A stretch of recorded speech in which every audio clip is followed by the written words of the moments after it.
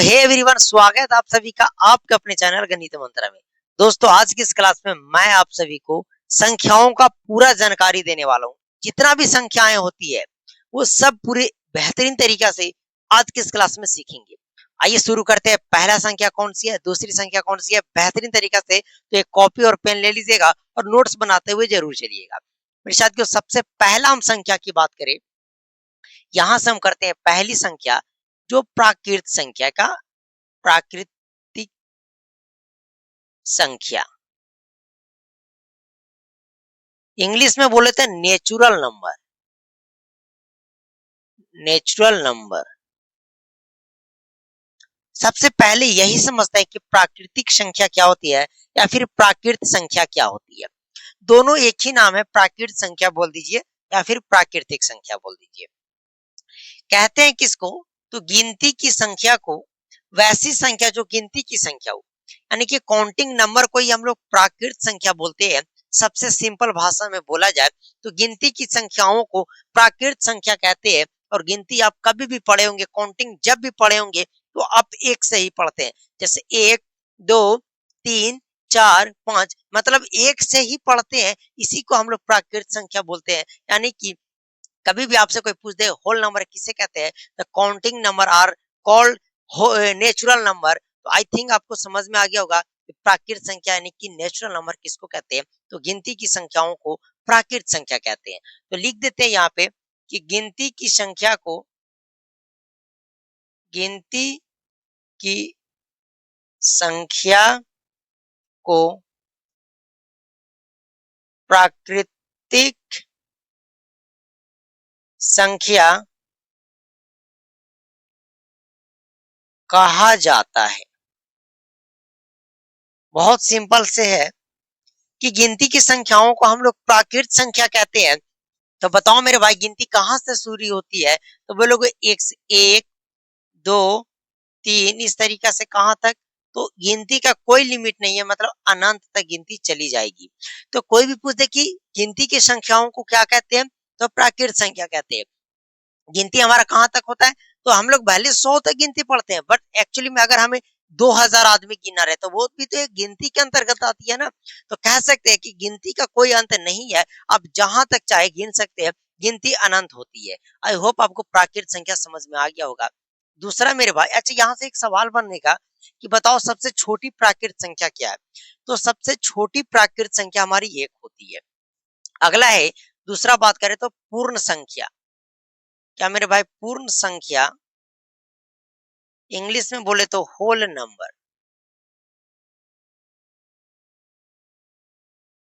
अच्छा, whole number किसको कहते हैं, अगर आप नेचुरल नंबर समझ गए, अगर आप प्राकृत संख्या समझ गए, बस उसी का रिलेटेड ये है होल नंबर। होल नंबर क्या होता है कि अगर आप गिनती की संख्याओं में सिर्फ 0 शामिल कर दे, कहने का मतलब कि आप 1 2 से ना स्टार्ट करके 0 से चीजों को स्टार्ट करते हैं, तो वो आपका होल नंबर बन जाता है, यानी कि पूर्ण संख्या बन जाता है। तो आप कह सकते हैं कि गिनती की संख्या में, गिनती की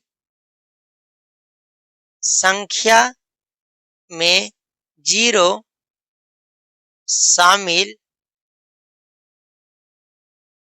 करने पर पूर्ण संख्या बनता है।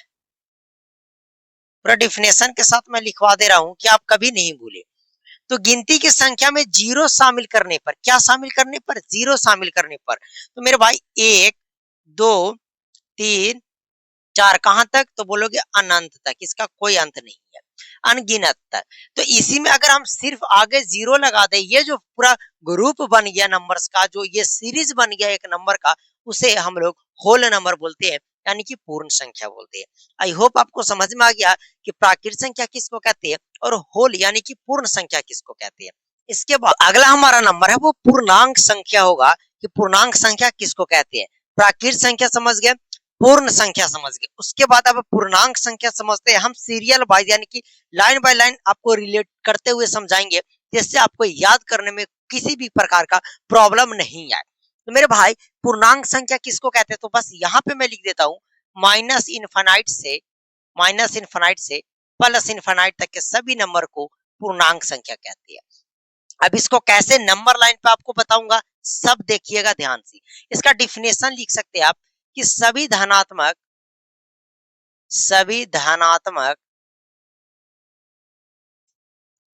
तथा सभी ऋणात्मक शून्य सहित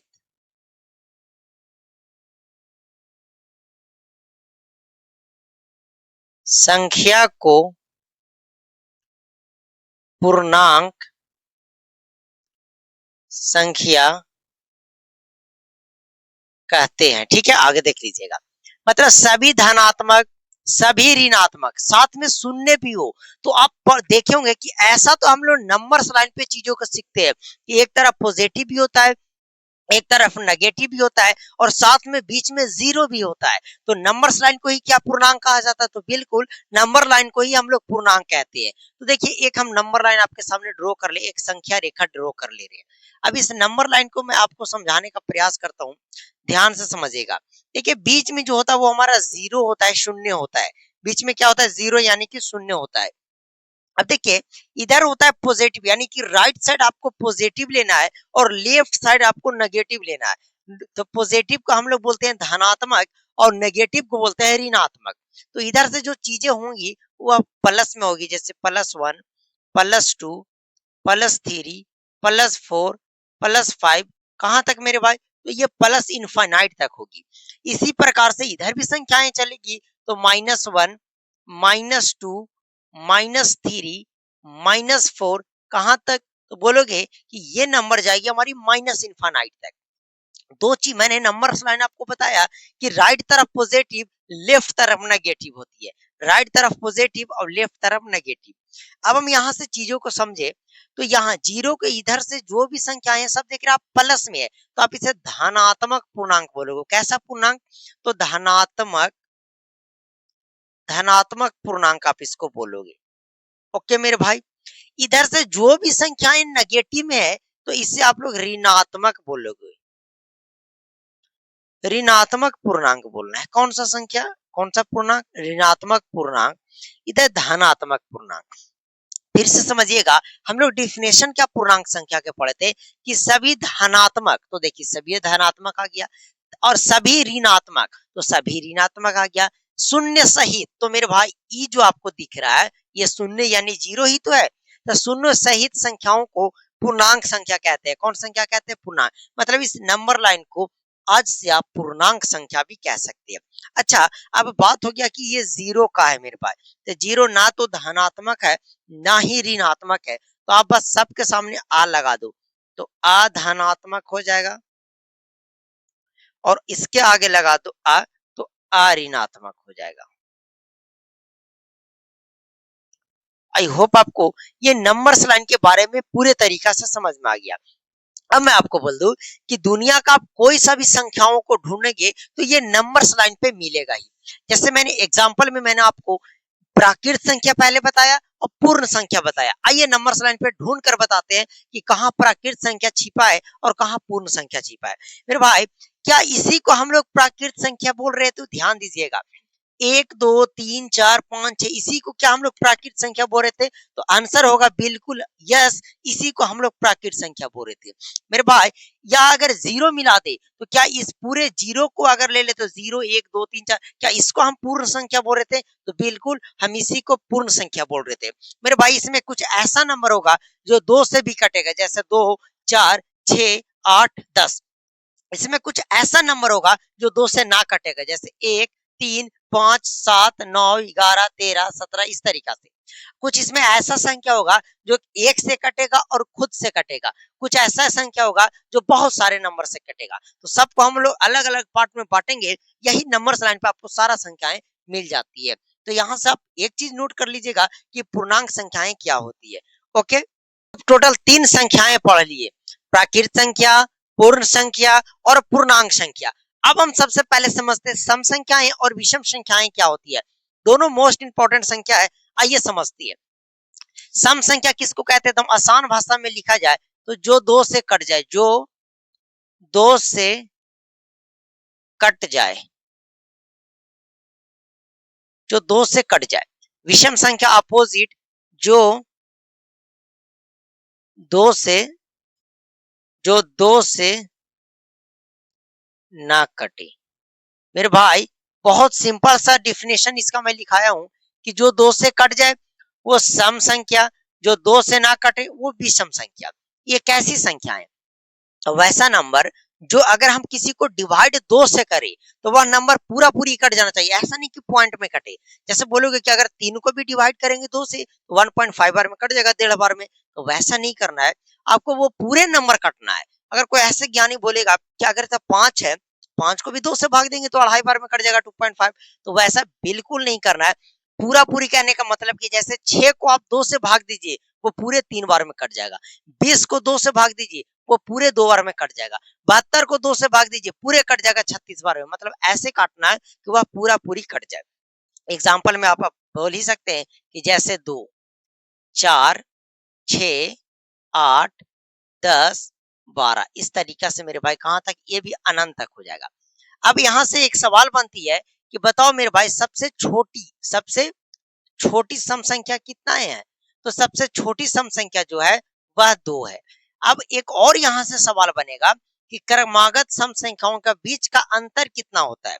क्रमागत सम संख्याओं का बीच का अंतर क्या होता है? तो देख लीजिए घटाकर, जैसे 4 और 2 में कितना का अंतर है? 2 का। 6 और 4 में कितना का अंतर है? 2 का। 8 और 6 में कितना का अंतर है? 2 का। मतलब कोई भी क्रमागत लगातार से अगर आप विषम सम संख्या लेते हैं तो उसका बीच का जो अंतर होगा वो 2 के बराबर होगा। आई होप आपको बहुत ही अच्छे तरीके से क्लियर हो गया होगा, सम संख्या समझ में आ गया होगा। आई होप कि जो 2 से पूरा कट जाए। अब आइए विषम संख्या समझते हैं जो 2 से ना कटे। जैसे 1, 3, 5, 7, 9, 11, 13, इस तरीका से। सबसे छोटी बात किया जाए मेरे भाई, सबसे छोटी विषम संख्या की बात करें तो वो 1 हो जाएगा, और 2 लगातार विषम संख्याओं का बीच का अंतर भी 2 ही होता है। जैसे देख लो, 3 और 1 लेंगे 2 होगा, 5 और 3 लेंगे तो 2 होगा, इस तरीका से अंतर 2 ही का होगा। अच्छा, यहाँ और एक सवाल बन सकता है कि 2 क्रमागत सम संख्याओं के एचसीएफ कितना होता है? तो एचसीएफ भी जो होगा मेरे भाई वह 2 के बराबर होगा। तो चलिए, सम संख्या खत्म और विषम संख्या भी आपका खत्म हो गया। अब आइए आगे देखते हैं। तो चलिए अब देखते हैं सबसे बहुत ही आप मतलब इस क्लास का कह सकते हैं कि सबसे इंपॉर्टेंट नंबर, सबसे महत्वपूर्ण संख्या यही है। ये ऊपर आप देख रहे हैं भाज्य संख्या। इसी से आप किसी भी एग्जाम में की तैयारी करते हैं तो इसी से आपके सवाल बनते हैं, यानी कि भाज्य संख्या से। देखिए, सबसे पहले भाज्य संख्या के एक और नाम है रूढ़ संख्या। तो बोल दे रूढ़ या अभाज्य संख्या, रूढ़ या अभाज्य संख्या, रूढ़ या अभाज्य संख्या, इसका सेम नाम है। अब रूढ़ या अभाज्य संख्या किसको कहते हैं? तो मेरी भाषा में आप लिख लीजिए कि जो एक तथा खुद से कटे, बस इससे अलावा कुछ नहीं। जो एक से कटे और खुद से कटे, जो एक से कटे और खुद से कटे, उसे हम लोग अभाज्य या रूढ़ संख्या कहते हैं। अब बोलोगे इसका एग्जाम्पल क्या होगा? तो एग्जाम्पल हम यहां से शुरू करेंगे 2 से, 3, 5। अच्छा, 2 कैसे? तो देखिए मेरे भाई, 2 एक से कट रहा है और ये 2 बस खुद से ही कट रहा है। अच्छा, एक को अभाज्य संख्या में नहीं लिया गया है, इसलिए एक अभाज्य संख्या नहीं होती है। तो 2 एक से कट रहा है, खुद से कट रहा है। 3, अच्छा कोई बोले 4 काहे नहीं? तो देखिए, 4 एक से भी कट जाएगा, 1 4 एकम 4, 2 इसको भी 2 भी काट देगा 4 को। अब ये 4 खुद से भी कट जाएगा, मतलब इसको एक और खुद से कटना चाहिए, लेकिन बीच में गाँव आ गया 2, इसीलिए 4 जो है वह अभाज्य संख्याएं नहीं होगी, अभाज्य संख्या नहीं होगा। 1 3 5 7 11 13 17 19 23, अब इस तरीका से आप लिख लीजिएगा, ये भी अनंत तक होती है। अब इससे जुड़ी कुछ फैक्ट है जो आप पढ़ लीजिएगा, याद कर लीजिएगा। देखिए, सबसे छोटी अभाज्य संख्या क्या होती है? 2 होती है।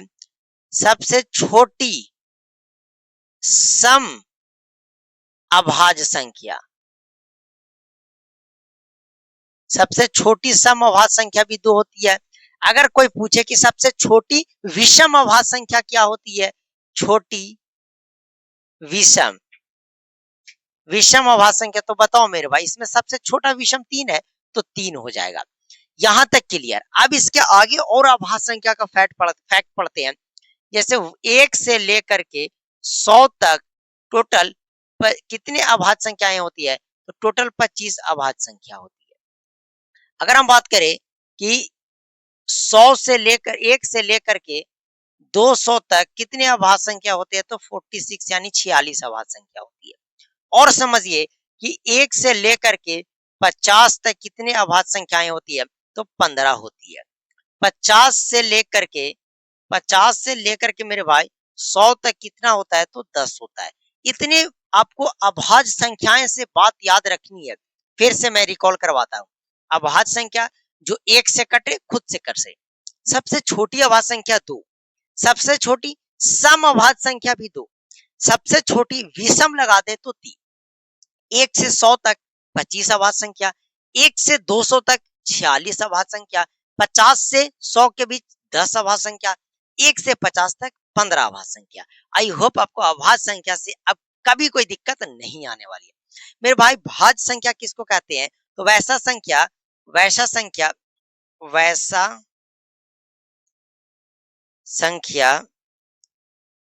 जिससे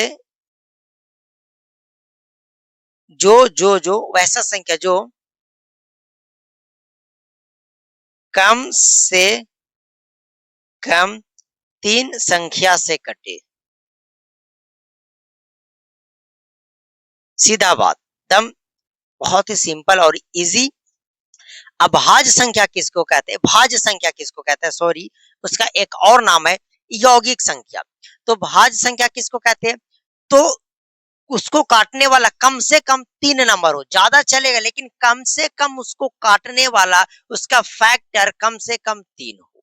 जैसे बात करें एग्जाम्पल पे हम लोग आते हैं, जैसे बात करें 4, तो बताओ मेरे भाई हम अभी बोले 4, तो 4 1 से कटा, 2 से कटा और ये 4 खुद से कटा। मतलब इसमें सबसे छोटा इसमें काटने वाला 4 को काटने वाला कितना संख्या है, 1 2 और 1 3, और कटना भी चाहिए कम से कम 3, ज्यादा हो जाए चलेगा लेकिन 3 से कम नहीं होना चाहिए। तो 4 हो जाएगा, 4 के बाद 6, 6 के बाद 8, 8 के बाद 9, 9 के बाद 10, 10 के बाद 11 नहीं होगा 12, इस तरीका से आपका अनंत तक। अच्छा 8 कैसे, तो देखिए 8 1 से कटा, 2 से कटा, 4 से कटा और ये 8 खुद से कटा।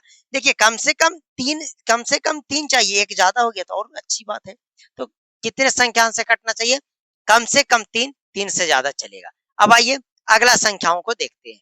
ओके, अब अगला नंबर सीखते हैं परिमेय संख्या और अपरिमेय संख्या, जो काफी ज्यादा इंपॉर्टेंट है अब किसी भी क्लास में है उसके लिए।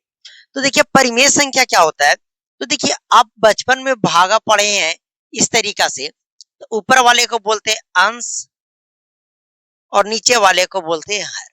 तो मेरे भाई जो अंश और हर के रूप में रहे उसी को परिमेय संख्या बोलते हैं।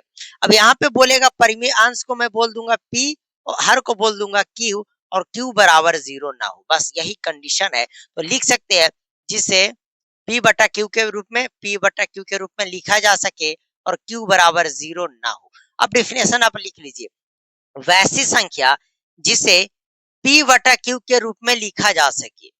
p और q एक पूर्णांक हो, अरे पूर्णांक कहने का मतलब अभी मैं आपको क्या पढ़ाया कि पूर्णांक दुनिया का सारा संख्या पूर्णांक संख्या होती है। तो p और q के रूप में लिखा जा सके, q बराबर 0 ना हो और p तथा q एक क्या हो, एक पूर्णांक हो। चलो मेरे भाई खत्म। अब यहां से समझते हैं पूर्णांक संख्या, यहां से परिमेय संख्या, एग्जाम्पल इसका समझते हैं। जैसे मैं बोलूं 4/5, बताओ क्या यह एक परिमेय संख्या है, 4/5 क्या यह एक परिमेय संख्या है, तो बोलोगे कि जी हाँ p/q के रूप में इसे लिखा गया है, तो 4/5 एक परिमेय संख्या है, p/q के रूप में लिखा गया है। देखिए यहाँ पे p/q के रूप में लिखा जा सके और q का वैल्यू 0 भी नहीं है, इसका मतलब कि एक्चुअली में यह परिमेय संख्या है। मैं और बोल दूं 8, तो मेरे भाई क्या 8 एक परिमेय संख्याएं हैं, तो बोलोगे बिल्कुल नहीं, क्योंकि इसे p/q के रूप में तो नहीं है। तो मैं बोलूं कोई बात नहीं, इसमें चुपके से आप एक दे दीजिए। तो अब बताओ ये p/q के रूप में हो गया, और एक हमारा 0 के बराबर है ही नहीं, मतलब q 0 के बराबर है ही नहीं। मैं बोलूं √36, अब बताओ, बोलिए कैसी बात हुई, रूट 36 तो हमारा परिमेय संख्या है कि नहीं, कैसे पता करेंगे? मेरे भाई रूट 36 का वर्गमूल 6 होता है, 6 को आप 6/1 लिख सकते हैं।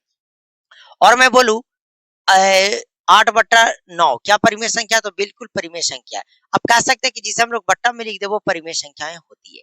अब परिमेय संख्या जिसे P/Q के रूप में ना लिखा जा सके, ना लिखा जा सके, जिसे P/Q के रूप में ना लिखा जा सके, इसमें एक ही संख्याएं होगी जो रूट के अंदर हो और जिसका वर्गमूल ना निकालता हो, जैसे √2 और √5, √7, ये सबका पूरा पूरी वर्गमूल भी नहीं निकलता है।